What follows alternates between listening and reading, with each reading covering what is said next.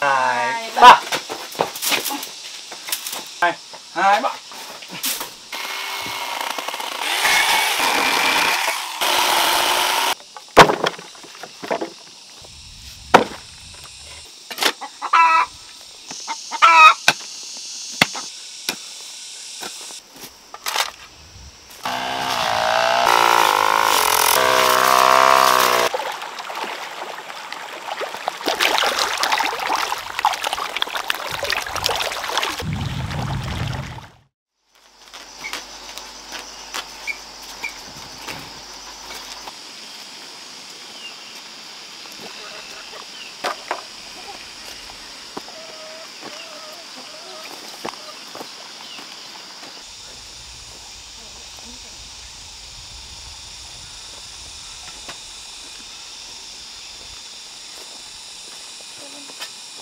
Cốt từ đây đi, chắc phải dọn đống này đi anh ạ.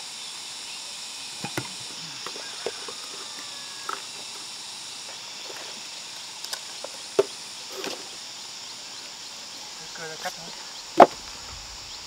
Cắt. Em cắt ra xong anh. Cắt từ dưới.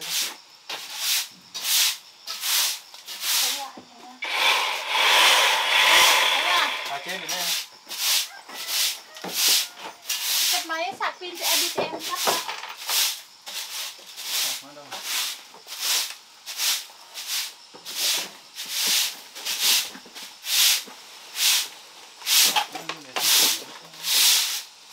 Ở trên này nó còn.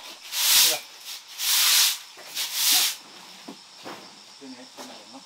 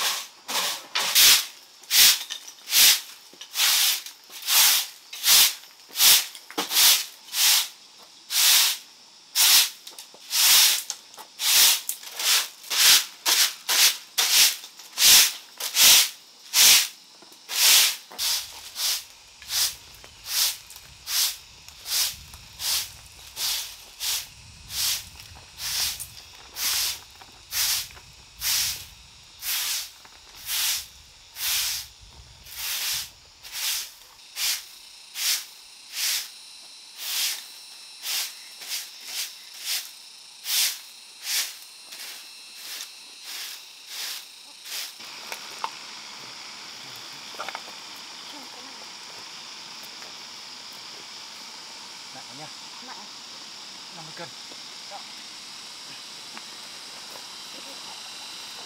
Lăn nó vào cái cửa này đây.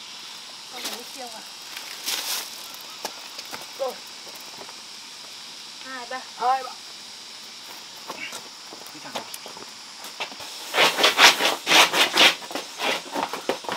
Được chưa? Đi nó vào sát vào đây. Rồi. Từ đó em lấy cái gì che. Đây này, miếng gỗ này. Đi che, miếng gỗ đấy. Móc đánh ra. Con Đi ra ngoài. cân nặng gì cầm. Đi. Lên này đi. 2, 3. 2, 3. Anh nhấc em. Bỏ ra khoảng. Mắc bây giờ. Không mắc thì sao mới làm tí. 2. Đấy, đặt móc vào đây. Được rồi. Cái dây gì đấy, dây con dây á? Tí là vớt được không?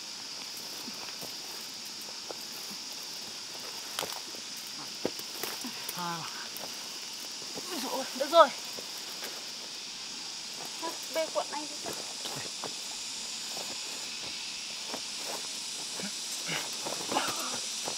Em đi đằng trước, đằng sau cũng quẹt quạ.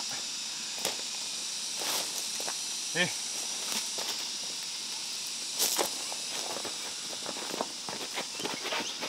Lên luôn. Đặt.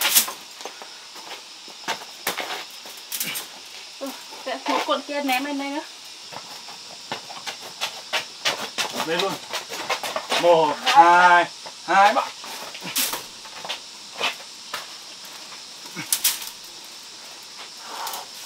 Rồi, cho nó ở dưới đây thôi. Bóp một nửa cò bên kia chứ. Yeah.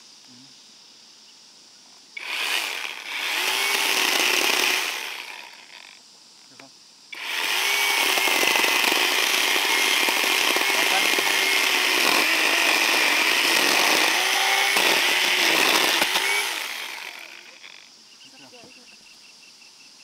Ấn xuống.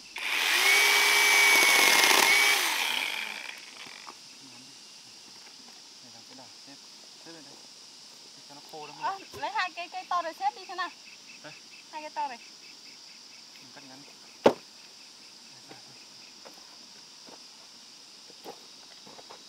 Thế em cắt hai cái này, cắt đôi nhé.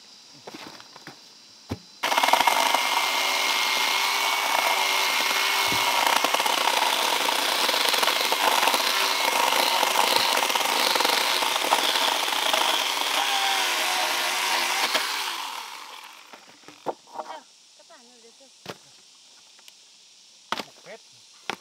Không, anh cắt thì để em xếp thôi.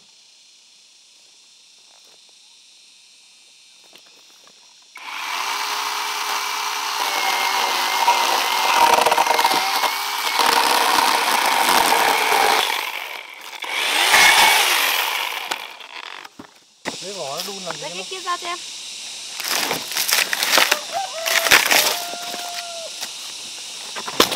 phân nhạt thôi.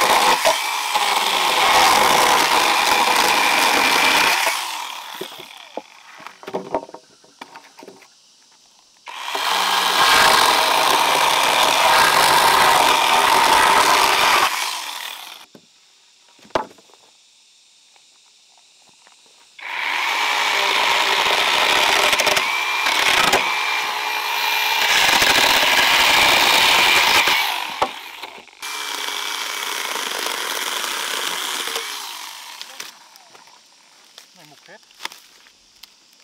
Chắc làm một phát gãy nó có thể đấy này.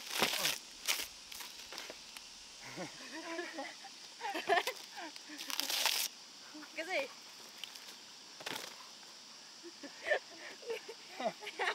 Nhưng mà nghe lại. Nó cũng nghe lại. Đấy, em cắt nào. Sẽ đạp một phát à?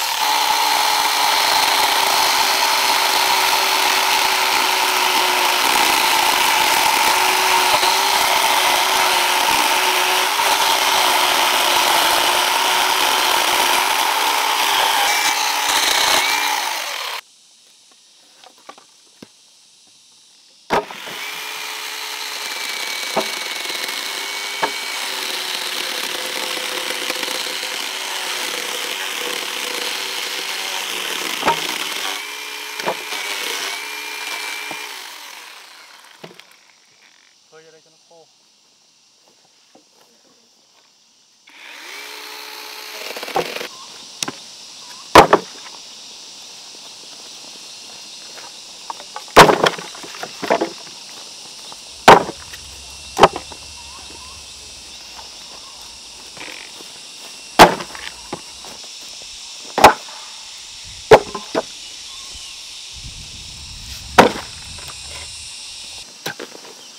Lúc đấy cho em mới xúc ra xong.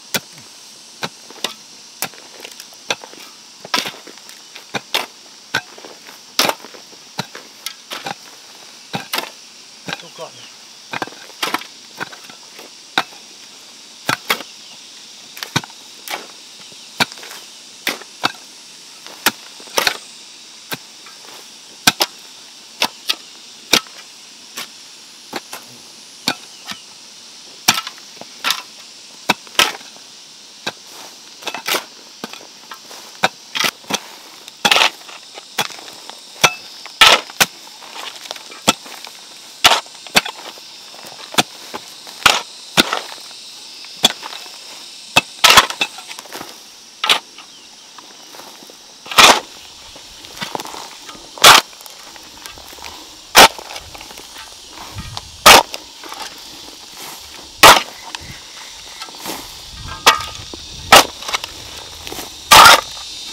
Anh không thì nó sặc. Nó sặc món rẻ hay sao ạ?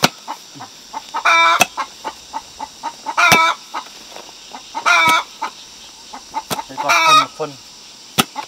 Cà bới xuống. Này nó chưa mưa to nó ngập đấy.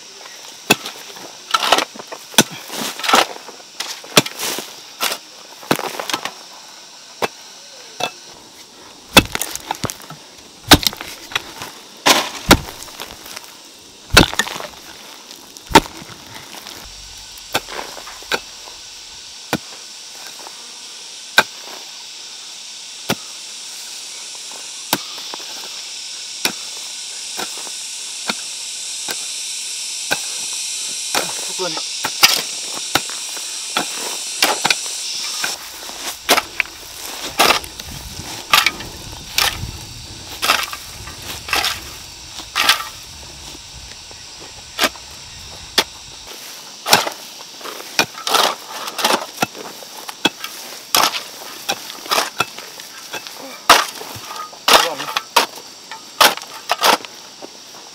nó bớt